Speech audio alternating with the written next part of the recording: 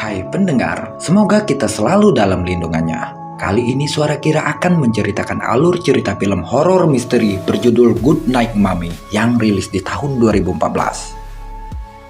Film ini bercerita tentang dua anak kembar yang menyambut kepulangan ibunya pasca operasi wajah. Namun wanita yang mengaku ibunya tersebut bertingkah aneh. Ia tidak mengenal bahkan lagu favorit anaknya sendiri. Siapakah wanita tersebut? Apakah ia benar-benar ibunya? Sebenarnya, apa yang telah terjadi dengan keluarga ini? Langsung saja kita ke alur cerita film. Selamat malam Mama.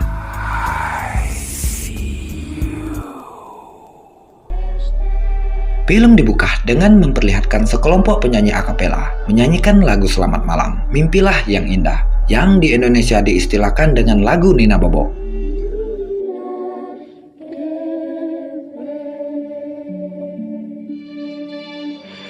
Gute Nacht. Skin beralih ke dua anak kembar, Lukas dan Elias, yang bermain petak umpet di sebuah ladang jagung.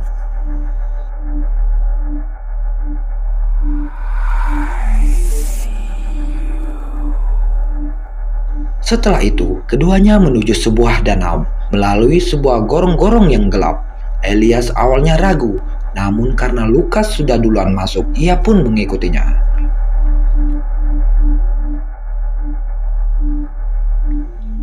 Hari itu, ibu mereka yang bernama Susan baru saja pulang dari rumah sakit. Wajahnya diperban karena habis operasi. Lukas dan Elias hampir tidak mengenalinya. Karena takut, keduanya tidak mau mendekat saat Susan ingin memeluk mereka. Na, das ist ja eine Begrüßung. Melihat pakaian mereka kotor, Susan menyuruh mereka untuk segera mandi. Setelah itu, Elias diberi segelas jus oleh ibunya, namun tidak dengan Lukas. Sepertinya Lukas bermasalah dengan ibunya. Ibunya ingin agar Lukas meminta maaf secara langsung.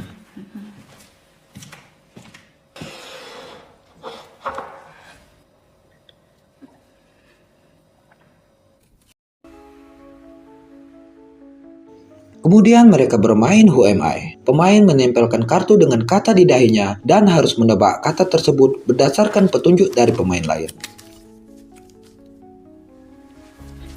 Ja. Di permainan itu, walau ada kesempatan, Lukas belum juga meminta maaf kepada ibunya. Lalu siang berganti malam.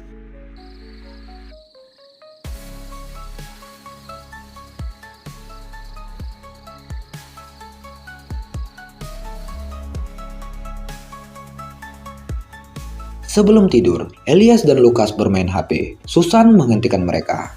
Beliau lalu menjelaskan bahwa dokter mengatakan saat ini ia butuh istirahat. Ia butuh ketenangan di rumah tersebut. Elias dan juga Lukas harus mendukungnya. Ada beberapa aturan baru. Jika ingin menemui ibunya, mereka harus mengetuk pintu terlebih dahulu. Mereka juga tidak diperbolehkan menerima tamu. Jika ada yang bertanya, katakan bahwa ibu mereka sedang sakit. Tirai rumah harus selalu tertutup. Susan harus menghindari matahari. Elias dan Lukas hanya boleh bermain di kebun belakang rumah mereka. Tidak boleh membawa sesuatu ke dalam rumah, baik itu ranting pohon ataupun hewan yang mereka jumpai di kebun. Kita harus memulainya dari awal. Kita harus menjaga keluarga ini bersama-sama, kata ibu mereka. Elias memberi 2 buah keong sebagai hadiah kepulangan kepada ibunya. 1 dari Lukas, 1 dariku, katanya. Susan hanya mengambil 1, yang berarti ia hanya menerima pemberian dari Elias, namun tidak menerima pemberian dari Lukas. Lalu Susan meninggalkan mereka berdua dan mematikan lampu kamarnya. Setelah itu, Lukas berbisik kepada Elias. Ia mengatakan bahwa wanita itu seperti bukan ibu mereka. Sikapnya berbeda. Elias mengatakan bahwa ia tidak tahu ibunya seperti itu, mungkin karena sehabis operasi. Lalu, mereka memutar video lama ibunya sampai mereka tertidur.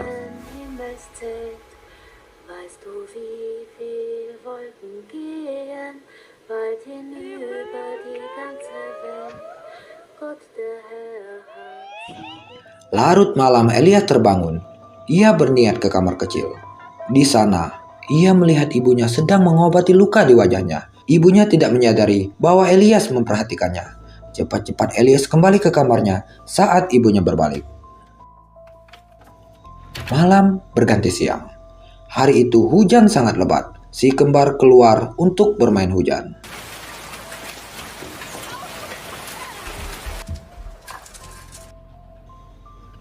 Setelah itu, Elias ingin melihat keadaan ibu mereka. Ia mengetuk pintu kamar. Namun, tak ada jawaban. Lalu ia membuka dan masuk ke kamar ibu mereka. Terlihat sang ibu masih tidur. Elias segera keluar dari sana. Namun, begitu Elias keluar, ibu mereka membuka matanya. Entah apa tujuan ibu mereka berpura-pura tidur seperti itu. Kemudian, seorang kurir pizza mengantar paket yang sangat banyak ke rumah mereka. Saking banyaknya, kurir itu mengatakan bahwa pizza yang dipesan cukup untuk makan mereka 1 tahun. Lalu, saat Lukas dan Elias bermain di luar, sang ibu seperti selalu mengawasi mereka. Memang, terlihat ada yang aneh dengan ibu mereka.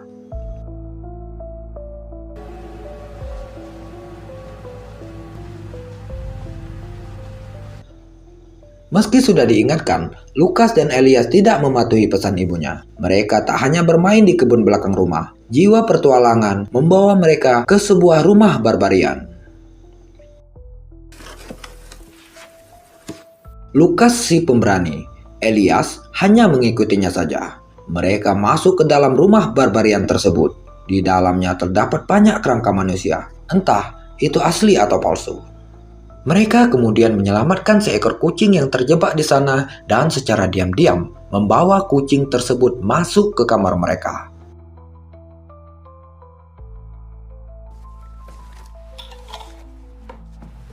Susan memeriksa mereka. Ia mempertanyakan mengapa mereka mengunci kamar. Aturan nomor 1 di rumah ini, tidak diperbolehkan mengunci pintu kamar.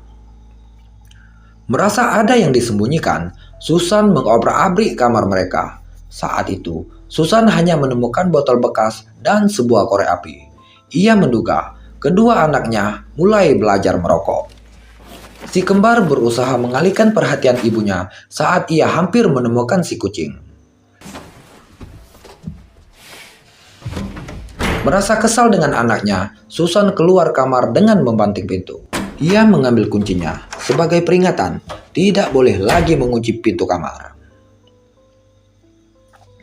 Malamnya si kembar bermimpi, melihat ibunya berjalan di dalam hutan dengan wajah yang berubah-ubah.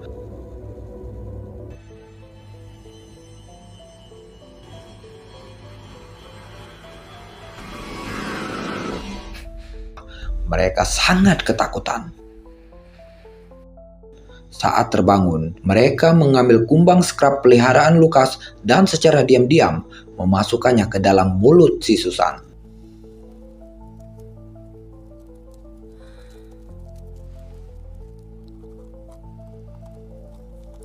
Entah apa tujuan mereka berdua. Keesokan harinya, saat Susan sedang membersihkan rumah, si kembar membuka album foto. Terlihat foto pernikahan kedua orang tua mereka sudah hilang. Di sana juga diketahui bahwa ibu mereka juga mempunyai saudara kembar. Saat browsing internet, mereka menemukan bahwa rumah yang mereka tempati saat ini sedang dilelang untuk dijual. Keduanya semakin curiga dengan ibunya. Mereka diam-diam masuk ke kamar Susan. Mereka menaruh mikrofon tersembunyi di bawah kasur. Elias yang sedang berada di bawah kasur menahan nafas saat Susan tiba-tiba masuk ke dalam kamar.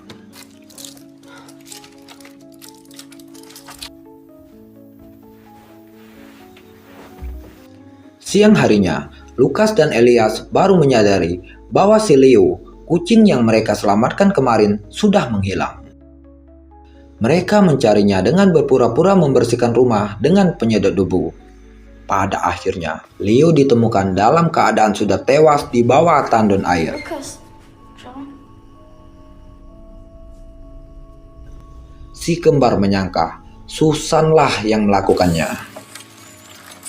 Entah bagaimana itu dimulai. Mereka kini menyangka bahwa wanita yang mukanya diperban tersebut bukanlah ibu mereka.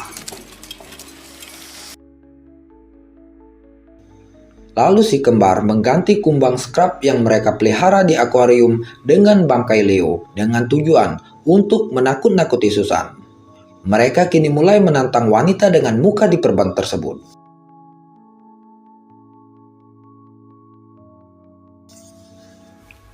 Susan yang melihat bangkai kucing berada di akuarium langsung memarahi Elias. Ia mempertanyakan apa tujuan Elias melakukan ini. Elias pembangkang mengatakan, "Kembalikan ibu kami, kau bukanlah ibu kami." Dari balik tirai, Lukas menimpali, "Hei, tunjukkan tanda lahirmu, jika memang kau ibu kami." Merasa sudah keterlaluan, Susan langsung menyeret Elias ke dalam kamar. Lukas hanya bisa menggedor-gedor pintu dari luar saat Susan memarahi Elias. Schau mich an dabei. Du bist meine Mama. Du bist überhaupt nicht zu aufhören. Ich habe lang genug zugeschaut und ich spiele jetzt immer mit. Hast du... Hände her. Da. Viermal ist.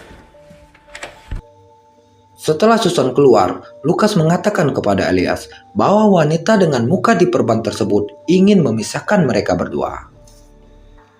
Siang kembali berganti malam. Si kembar yang terlihat sedang membuat suatu alat langsung berlari menahan gagang pintu saat mendengar langkah kaki Susan mendekati kamar mereka.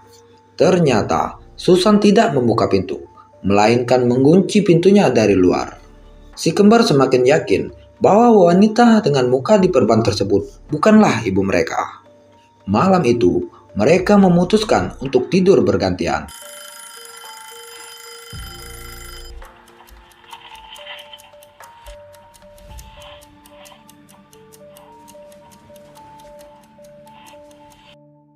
Saling menjaga jika saja Susan tiba-tiba masuk dan berniat menghabisi mereka.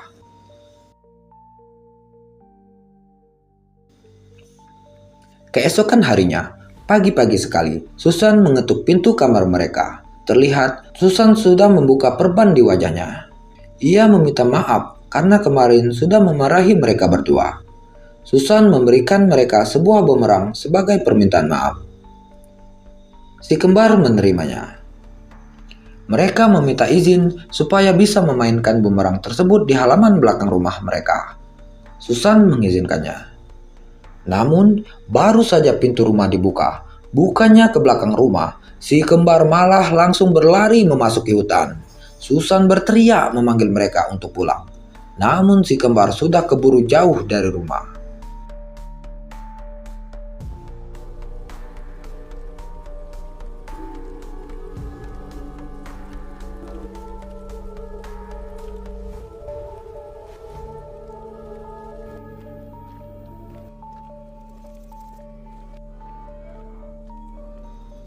Lukas dan Elias menuju ke sebuah gereja. Mereka meminta bantuan pendeta gereja tersebut untuk menemani mereka melaporkan wanita yang mengaku ibunya tersebut ke kantor polisi. Malam harinya, dalam keadaan hujan, kedua anak Badung tersebut diantar pulang oleh Pak Polisi. Kedua anak itu tidak menghiraukan Susan yang menyambut mereka. Mereka langsung masuk ke dalam rumah dan bersembunyi. Mereka takut wanita yang mengaku ibunya tersebut menghabisi mereka malam ini. Susan yang mengira si kembar ada di kamar langsung mengecek mereka. Namun Elias dan juga Lukas tidak ada di sana.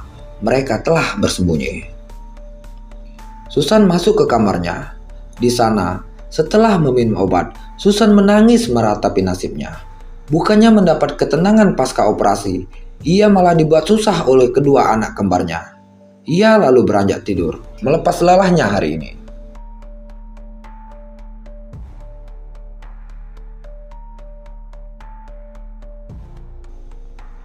Dan alangkah terkejutnya ia saat bangun keesokan harinya. Ia mendapati tangan dan kakinya sudah diikat oleh kedua anaknya. Lukas dan Elias terlihat memakai topeng The Flash yang terbuat dari kardus. Mereka menginterogasi wanita yang mengaku ibunya tersebut. Mereka menanyakan, di mana ibu kandung mereka? Susan menjawab bahwa ia adalah ibu kandung mereka. "Bukan, kau bukan ibu kami. Siapa dia?" tanya Lukas sembari memperlihatkan foto ibu dan saudara kembarnya kepada Susan. Susan tidak menjawab. Ia kembali meminta kedua anaknya untuk segera melepaskan ikatannya. Tiba-tiba ponsel Susan berbunyi. Lukas dan Elias segera mengamankan ponsel tersebut. Lalu keduanya menonton rekaman video ibunya di masa muda. Warna matanya berbeda dengan warna mata wanita yang kini mengaku sebagai ibunya. Mereka melanjutkan menginterogasinya. Karena tidak berdaya, Susan mengikuti permainan si kembar. Ia mengatakan bahwa di rekaman tersebut ia memakai lensa kontak. Susan masih menyimpannya di kamar mandi. Si kembar segera mencarinya. Saat itu, Elias mulai mempercayai Susan. Namun Lukas kembali meyakinkannya bahwa wanita yang kini mereka ikat bukanlah ibu mereka. Sempat terjadi perkelahian antara keduanya, berakhir dengan mereka yang sama-sama babak belur di kamar mandi. Susan yang terikat memanggil Elias. Ia berteriak kepada Elias untuk membukakan ikatan talinya. Elias mendekat, bukannya menolong. Ia justru menyiramkan air ke wajah Susan. Susan kini melunak. Ia tahu saat ini Elias dalam kendali Lukas. Ia melembutkan suaranya. Susan memohon agar Elias membukakan ikatan talinya. Elias sudah mulai ingin membukakannya. Namun ia masih menunggu persetujuan Lukas. Karena selama ini keputusan si kembar selalu berada di tangan Lukas. Elias hanya menurutinya saja. Lukas mendatangi keduanya. Lukas yang sudah sangat membenci ibunya karena selalu pilih kasih dari dulu menunjukkan bukti yang meyakinkan kepada Elias. Bekas jahitan di muka Susan mulai muncul karena dipanaskan oleh mereka tadi. Lukas mengatakan kepada Elias bahwa itu adalah bukti bahwa wanita ini melakukan operasi plastik untuk menyamar sebagai ibu mereka. Kemudian Lukas yang bekerja sama dengan Elias mengikat kepala Susan supaya tidak bisa bergerak. Kini, mereka mengarahkan lensa cembung untuk membakar wajah Susan yang baru sembuh dari operasi. Seketika, titik hitam mulai muncul di wajah Susan. Susan berteriak kesakitan. Selama ini, ia berusaha keras untuk menghindari matahari supaya bisa segera sembuh. Ini malah dibakar langsung oleh kedua anak kandungnya. Elias terus menanyai Susan di mana keberadaan ibu kandungnya. Sementara Lukas terus mengarahkan lensa cembung tersebut ke wajahnya. Susan hanya bisa berteriak dan menangis sejadi-jadinya. Belum puas setelah itu, Elias menambal mulut Susan dengan sebuah lakban. Kini, Susan tidak bisa berteriak lagi. Lalu Lukas dan Elias berdoa di makam ayah mereka. Susan bisa saja selamat jika saat itu mulutnya tidak dilakban. Karena tak lama kemudian, saat si kembar sedang berdoa, ada petugas dari Palang Merah yang berkunjung ke rumah mereka. Petugas tersebut naik ke lantai atas, namun si kembar segera mengalihkan perhatian petugas. Mereka mengatakan bahwa di lantai atas ada anjing mereka. Saat ini, ibu mereka sedang keluar.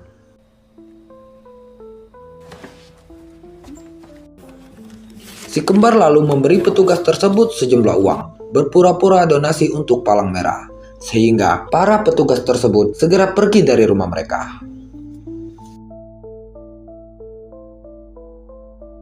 Malam harinya, Lukas dan Elias kembali menginterogasi wanita tersebut. Mereka menanyakan lagu favorit Lukas. Jika memang wanita tersebut adalah ibu mereka, pastilah bukan hal sulit untuk menjawabnya. Namun ternyata Susan sama sekali tidak tahu lagu favorit Lukas. Elias yang telah berharap kalau wanita itu adalah ibu mereka menjadi kecewa.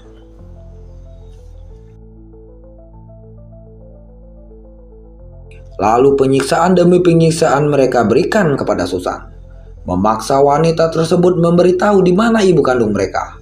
Saking sadisnya, membuat Susan sampai pipis di celana.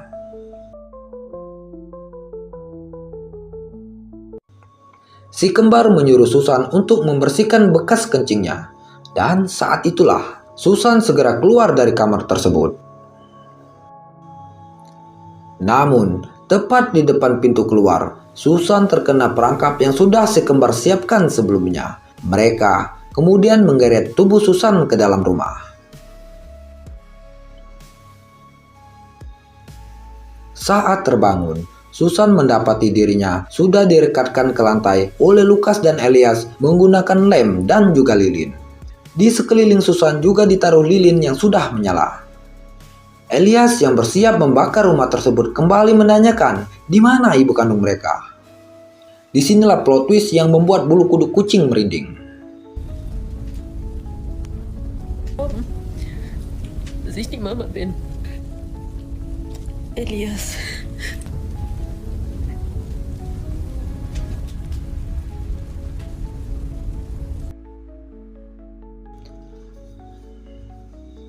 Ternyata Lukas sudah lama meninggal. Lukas yang selama ini bersama Elias adalah hasil dari imajinasi Elias.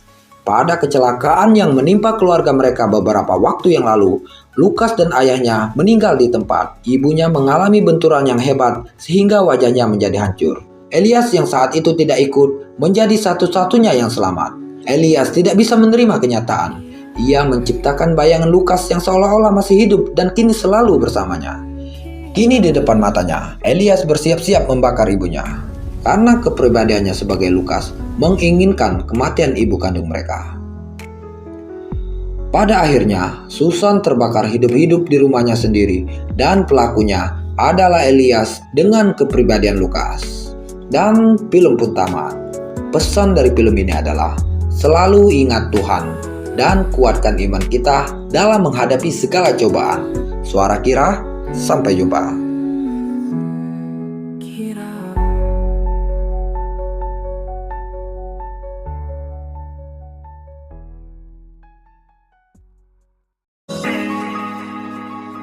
Terima kasih sudah klik video ini.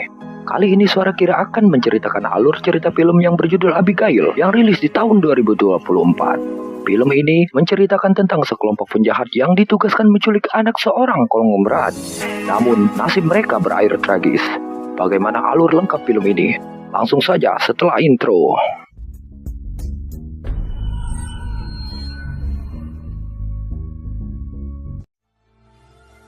Suatu malam, di keramaian kota, 6 orang penjahat sedang merencanakan sebuah penculikan. Mereka membagi tugas di antaranya. Seorang hacker bertugas meretas sistem keamanan rumah si target. 1 orang sebagai pengintai, 1 orang sebagai sopir, dan 3 orang lainnya bertugas sebagai eksekutor penculikan. 3 orang ini lalu menyelinap masuk ke dalam kamar si target. Sementara itu, di tempat lain, seorang penari cilik bernama Abigail sedang latihan balet. Saat dijemput pulang, mobilnya sudah dipasang penyadap. Abigail adalah target operasi para penculik di atas. Setiba di rumah, di dalam kamar, tanpa babi bu lagi, 3 penjahat yang sudah menyelinap masuk tadi langsung menyergap Abigail. Mereka membius dan memasukkan Abigail ke dalam tas mayat, lalu dengan cepat keluar rumah bersama si pengintai. Mereka bergabung dengan si peretas dan pengemudi yang sudah menunggu di mobil untuk segera pergi dari sana. Proses penculikannya sangat-sangat cepat. Agar wajah mereka tidak dikenali, mereka menutup mata Abigail dengan sebuah kain. Malam itu juga, mereka membawa Abigail ke sebuah rumah mewah di dalam hutan. Di sana, sudah ada Lambert yang menyambut mereka. Lambert adalah dalang penculikan. Dia yang menyewa jasa mereka. Mereka dipilih secara acak oleh Lambert. Jadi, pada dasarnya mereka berenam tidak saling kenal. Untuk kemudahan, Lambert memberi mereka nama alias untuk menyembunyikan identitas asli mereka. Masing-masing adalah Frank, Sammy, Dean, Joy, Peter, dan Reckless. Setelah menculik, kini tugas mereka hanya menyandra Abigail di rumah tersebut, sedangkan Lambert akan meminta tebusan dari ayah Abigail yang kaya raya.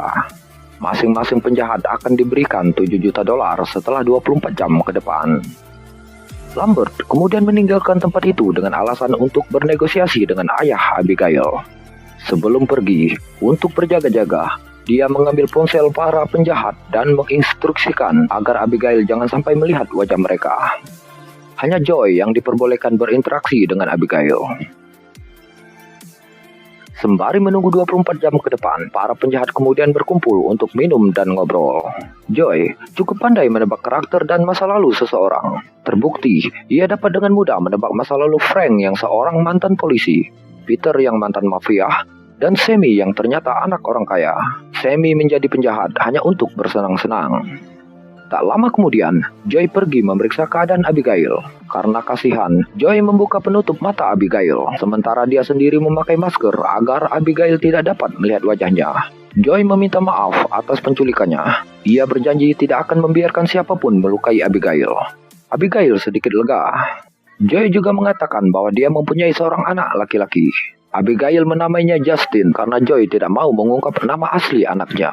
Saat Joy akan keluar, Abigail meminta maaf atas apa yang akan menimpa Joy nanti. Hal itu menimbulkan tanda tanya besar dalam hati Joy. Lalu, ia menanyakan kepada Frank yang punya riwayat sebagai seorang mantan polisi, apakah dia mengenal ayah Abigail. Frank yang juga penasaran segera memeriksa Abigail ke kamarnya.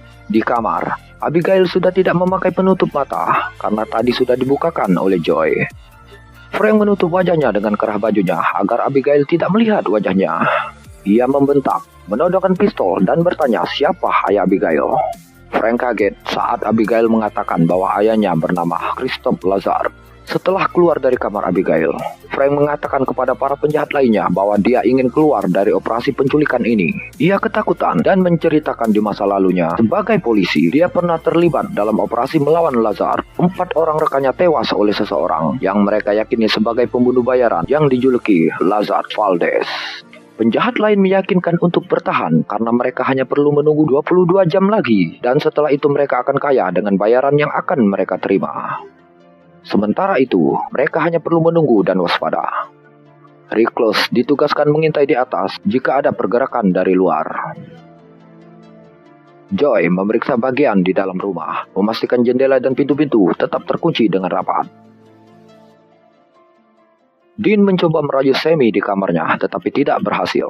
Lalu ia pergi ke ruang bawah tanah untuk mengambil minuman. Di sana, tiba-tiba ia diserang dan diseret oleh sesuatu. Sammy yang mendengar teriakan Dean langsung pergi untuk memeriksanya. Di ruang tersebut, ia melihat Dean yang duduk di kursi. Saat Sammy mendekatinya, kepala Dean terlepas dari tubuhnya. Sammy berteriak ketakutan. Mereka berlima berkumpul di sana.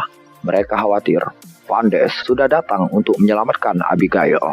Recluse memutuskan untuk keluar saat itu juga. Nyawanya tidak sepadan dengan berapapun uang yang akan ia terima. Ia membuka pintu untuk pergi dan disusul oleh penjahat yang lain. Namun saat pintu terbuka, ada pintu lain yang terbuat dari baja kuat yang menutup rumah tersebut. Recluse yang dibantu Peter mencoba membuka pintu baja itu. Hal itu membuat sistem keamanan rumah memperketat keamanannya. Mereka akhirnya terkurung di dalam rumah. Joy pergi ke kamar Abigail diikuti oleh Recluse. Dia menanyakan kepada Abigail siapa kemungkinan pelakunya. Abigail mengatakan bahwa Frank adalah Valdez tersebut. Recluse dan Joy memutuskan untuk bekerja sama menyelidikinya. Namun baru saja keluar dari kamar Abigail, Recluse diserang oleh sesuatu yang membuatnya tewas terkapar. Joy langsung menemui 3 rekannya yang tersisa, menodongkan pistol kepada Frank untuk mengakui perbuatannya. Frank yang tidak tahu apa-apa, balas menodongkan pistol kepada Joy. Lalu, Frank menyuruh Peter membunuh Abigail untuk membuktikan bahwa ia tidak berbohong. Joy yang telah berjanji akan melindungi Abigail, mengejar Peter ke kamarnya, diikuti oleh Frank dan Sammy. Di dalam kamar, terjadi ketegangan di antara mereka. Tiba-tiba Abigail berdiri. Ia berubah menjadi vampir.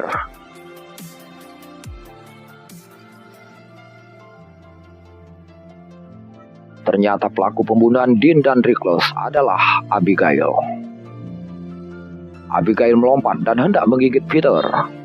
Frank dengan cepat menembak kepalanya. Namun Abigail bangkit kembali. Joy juga ikut menembak Abigail beberapa kali, namun tidak mempan. Mereka akhirnya keluar dari kamar itu dan mengunci Abigail di dalamnya. Di luar kamar, mereka berusaha mencari cara menghadapi vampir Abigail. Berbekal hal-hal umum yang mereka ketahui, mereka menggunakan bawang putih, salib, dan pasak kayu untuk menyergap Abigail. Joy tidak mempercayai hal-hal seperti itu. Ia berharap rekannya tidak bertindak bodoh. Namun Frank, Peter, dan Sammy tetap yakin. Mereka menyergap Abigail di kamarnya. Namun Abigail sudah menghilang dari sana. Tiba-tiba di lantai atas terdengar suara musik. Mereka segera memeriksanya. Di sana, Abigail sedang dansa dengan mayat Dean yang tanpa kepala. Melihat ada 3 mangsa di depannya, Abigail menyerang mereka satu persatu. Bawang putih, salib, dan pasak kayu tidak berdampak kepada Abigail. Abigail malah memainkan senjata pembunuh vampir tersebut. Mereka akhirnya memilih kabur dari Abigail. Joy mengobati luka mereka. Joy yang seorang mantan perawat mengatakan bahwa mereka dapat mengalahkan Abigail, yaitu dengan cairan yang ada di dalam suntikan yang mereka gunakan untuk membius Abigail saat penculikan tadi. Mereka pun berpencar mencari Abigail. Joy berpesan siapa saja yang menemukan Abigail untuk segera memberitahunya lewat walkie-talkie. Joy akan menggunakan suntikan tersebut untuk kembali membius Abigail. Sammy mencari ke ruang bawah tanah. Tanpa sadar ia terperosok dan masuk ke dalam kolam yang berisi mayat-mayat korban Abigail sebelumnya. Sementara itu, di lantai atas, Abigail menyerang Peter. Peter berlari ketakutan. Saat yang lainnya datang, Abigail merubah targetnya. Kini, ia menyerang Frank.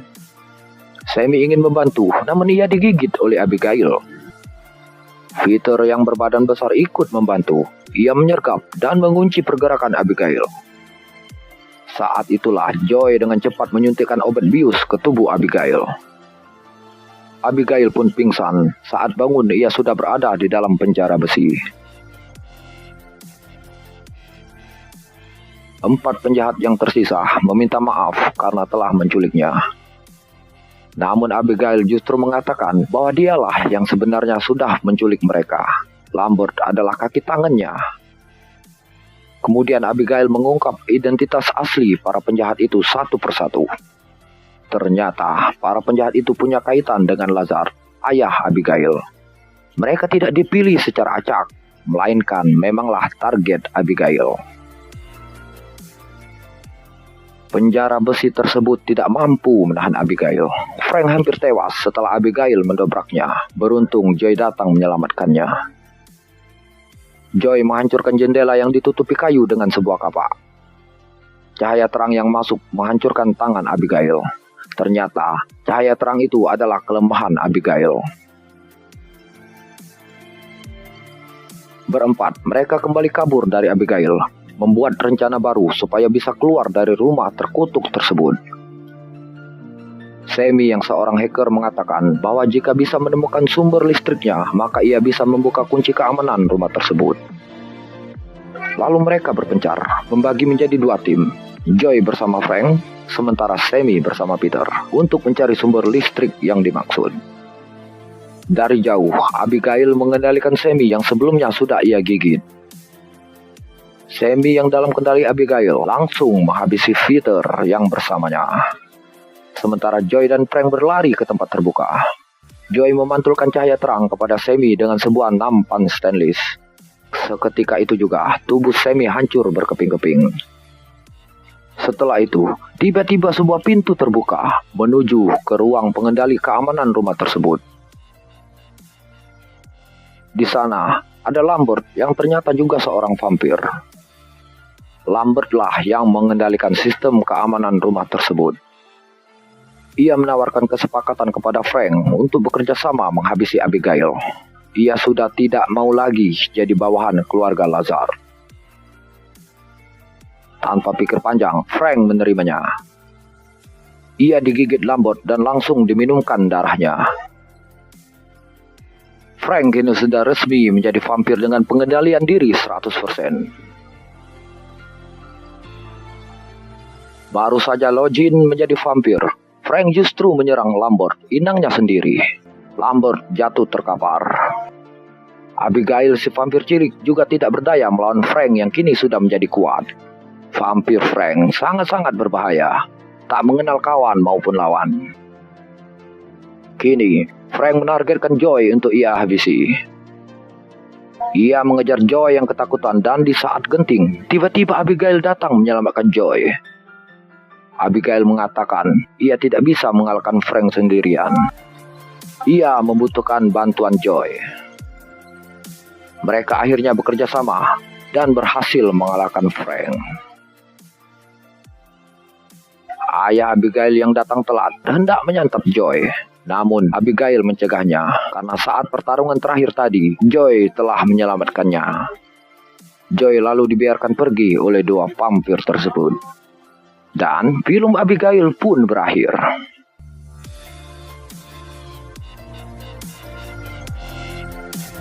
Pendengar, bagaimana alur film Abigail ini?